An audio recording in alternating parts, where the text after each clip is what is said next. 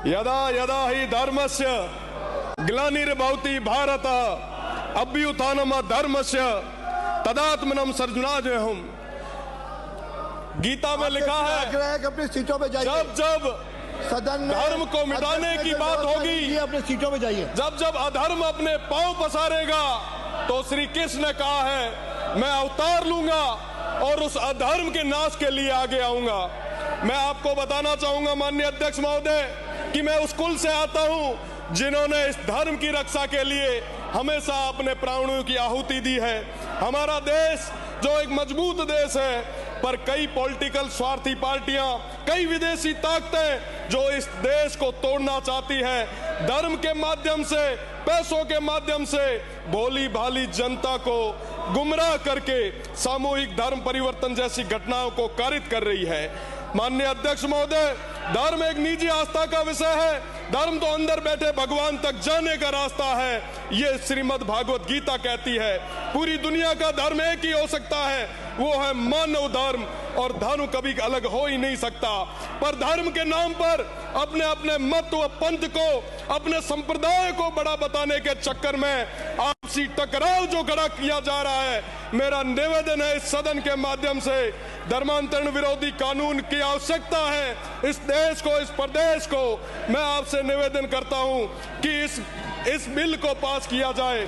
साथ ही साथ इस बिल के माध्यम से तमाम जो बेकसूर लोग हैं उनका राजनीतिक कारणों से प्रताड़ना नहीं होनी चाहिए, ये भी हमारी जिम्मेदारी है। मेरा निवेदन है कि इस तरीके के जो धर्मांतरण करने वाले जो लोग हैं, जो दूषित मानसिकता जो रखने वाले लोग हैं, संस्थागत रूप से जो ये कार्य कर रहे हैं, उनको किसी भी सूरत में बख्शने की जरूरत नहीं है। अभी थोड़ी देर पहले आदिवासी समाज की बात चल रही थी।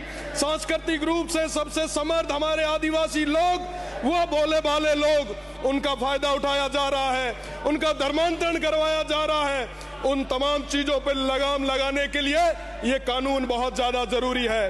मैं आपसे निवेदन करना चाहूंगा, सीमांत क्षेत्र में हमेशा सौहार्द रहा है, भाईचारा रहा है, परंतु कुछ लोग जो नाम पर तो गांधी और नेहरू का नाम लेते हैं, पर साथ ही साथ सब में समाजों के और धर्मों के बीच में आग लगाने का काम भी करते हैं। मैं इंटरनेशनल बॉर्डर से आता हूं माननीय, वहां आज पूरे गर्व के साथ कह सकता हूं कि उस क्षेत्र में चाहे विभाजन का समय रहा, कभी उस क्षेत्र में दंगे नहीं हुए।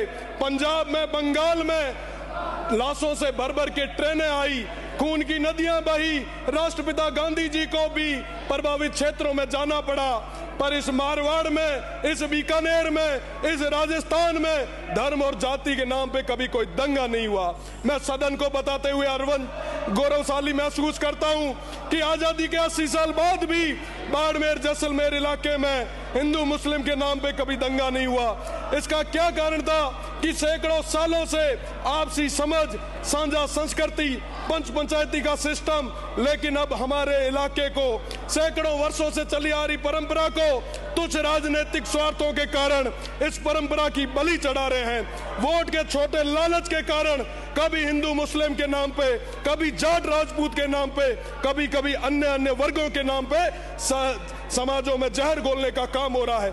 मैं गर्व से कहता हूं कि मैं उस इलाके से आता हूं जहां स्वर्गीय जसवंत सिंह जी ने, तन सिंह जी ने, गंगाराम जी ने, विधि चंद जी जैन ने, हादी साहब ने राजनीति की, पर कभी जाति और धर्म के नाम पे नहीं बांटा।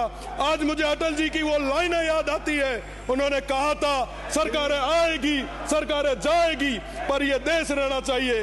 मैं माननीय अध्यक्ष महोदय, आज इस मौके पे मेरी बस में बात खत्म कर रहा हूँ। इस मौके पे रामदेव जी को याद करूंगा जिन्होंने सबको साथ में लिया, गारू मेघ जी को याद करूंगा, उन तमाम पीर फकीरों को याद करूंगा जिनके नाम के आगे